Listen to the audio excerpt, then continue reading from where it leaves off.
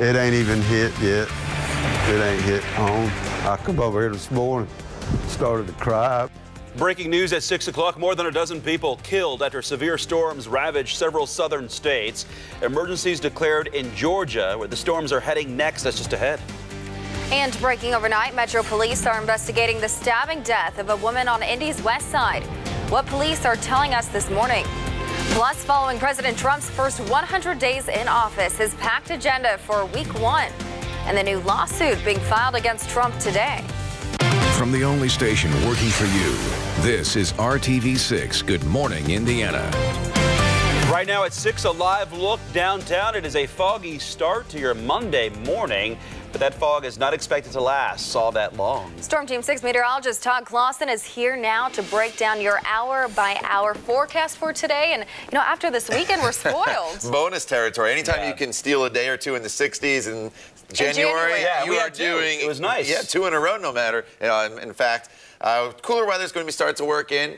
Not terrible, though, as we start to look at temperatures in the 40s for the next few days. This morning, you do need to be weather aware, though, as we're dealing with a little bit of patchy fog across parts of the area.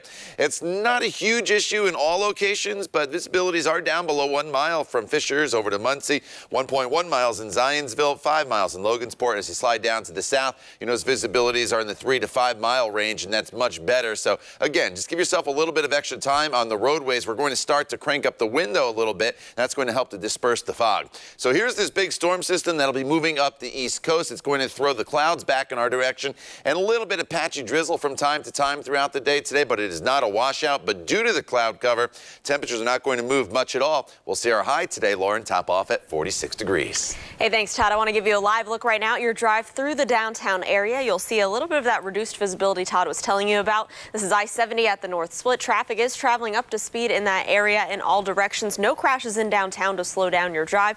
But let's take a look at our traffic now map, monitoring this one crash here on the north side of town. It's on the ramp from Michigan Road to I-465. Right now, traffic in that area is still traveling about up to speed. No injuries to report. We'll continue to monitor that scene and keep you updated.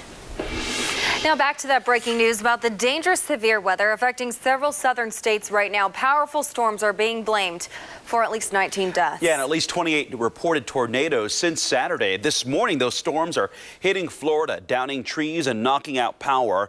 But in Georgia, the scope of the devastation is now just being uncovered. Debris strewn everywhere in the small town of Adel, where 7 people died. Damage reports coming in from Louisiana, Arkansas, and Mississippi as well. Georgia's governor has already declared a state of emergency for several counties. We all came in the hall and put our granddaughter down, and we covered each other, and we just laid there and we prayed.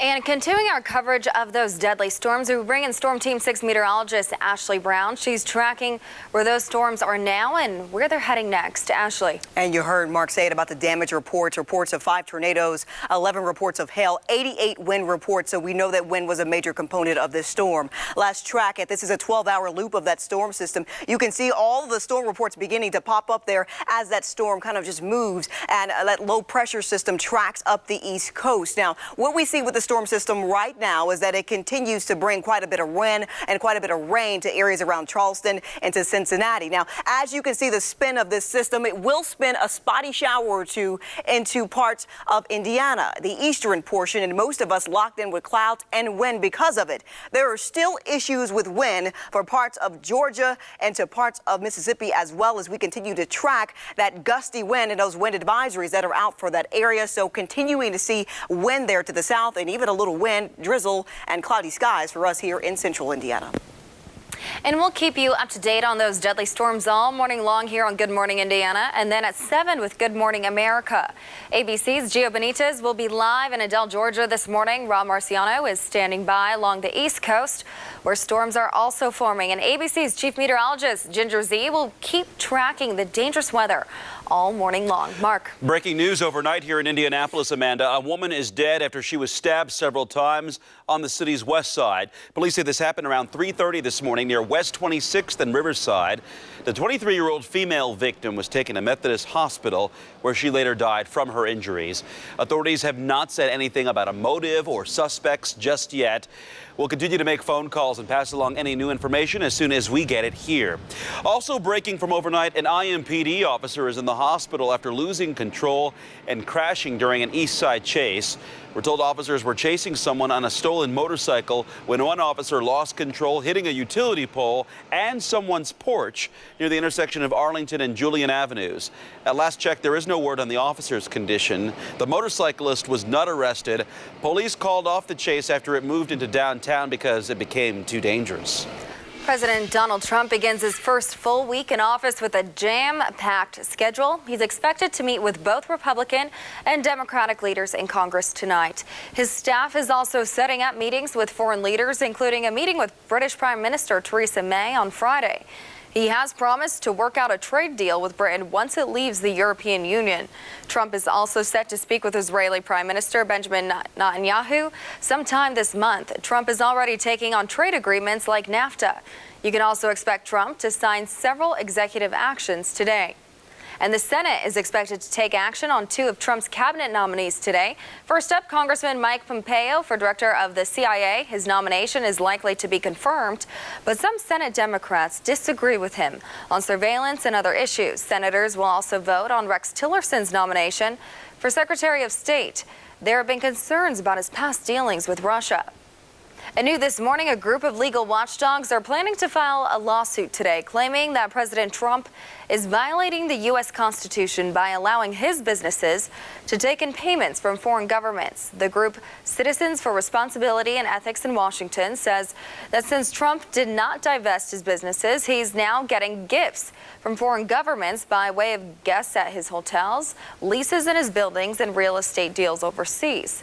Trump staffers maintain the president has no conflicts. Hundreds of Indiana veterans are planning to march to the State House to meet with lawmakers today.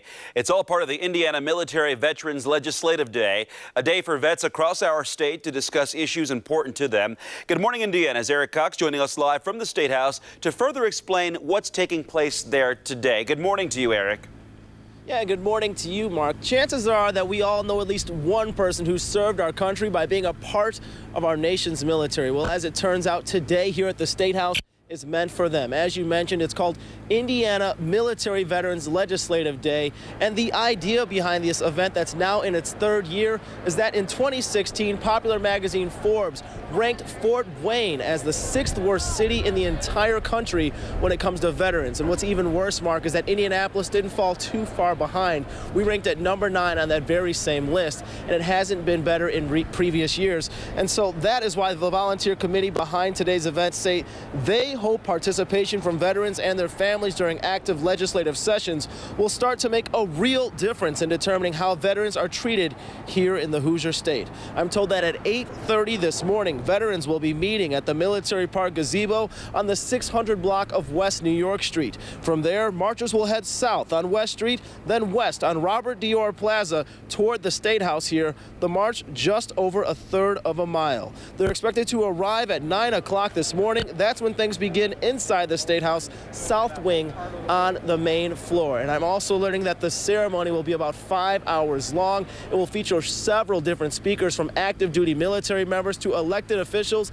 Even new Governor Eric Holcomb will grace the stage at 10:30 this morning. For now, I'm live outside the State House. Eric Cox, RTV6.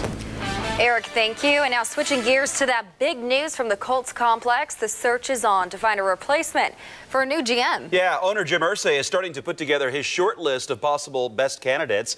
RTV6 has learned the first candidate to replace Ryan Grigson could be interviewed as soon as today. Colts Vice President Jimmy Ray is set to get an interview this week. He's currently working with Coach Chuck Pagano to run the team for now. There were some attempts made at repairing the relationship between Grigson and Pagano before Saturday's announcement. ESPN is reporting that the Colts brought in psychologists to help. Sources said one person compared the meetings to a couple going through marriage counseling. 6:09, here's your Storm Team 6 forecast and meteorologist Todd Clausen. Hey, Todd. Hey, Mark. Good morning to you. Good morning, everybody. It's nice to see the sunshine over the weekend and those warmer temperatures as well. Well, as you walk out the door here this morning, unfortunately, you will not need the sunglasses this morning or this afternoon. You can leave them at home as we will be locked in with the cloud cover from start to finish. So this weekend, we are outside. We are enjoying the nice weather. As we transition through the rest of the week, you'll need the jacket as temperatures return back to more winter-like conditions in the 30s. We'll lay it out for you in your 7-day planning forecast coming up here in just a few minutes. States Tower South aren't the only ones seeing some wild weather right now. Heavy rains and heavy snow hitting California hard. The weather reports just now coming in. And later, a popular brewery is issuing a nationwide recall this morning. The concerns causing this recall and which products are affected. It's 6:10. You're watching Good Morning Indiana.